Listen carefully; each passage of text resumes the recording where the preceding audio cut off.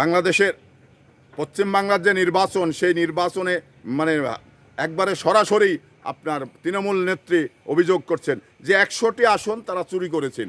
100টি আসন চুরি করে তারা মানে পশ্চিমবাংলার ক্ষমতায় গিয়েছেন বিধানসভার নির্বাচনে।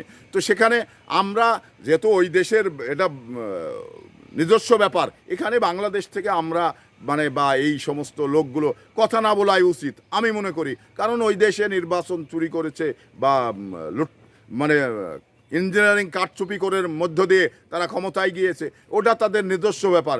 এই ব্যাপারে আমরা কথা বলতে চাই না, এ ব্যাপারে আমরা কথা বলবো না। তবে ভারতের যে নির্বাচন, পশ্চিমবাংলার যে নির্বাচনটা আসলেই ত্রুটিমুক্ত নির্বাচন হয়েছে।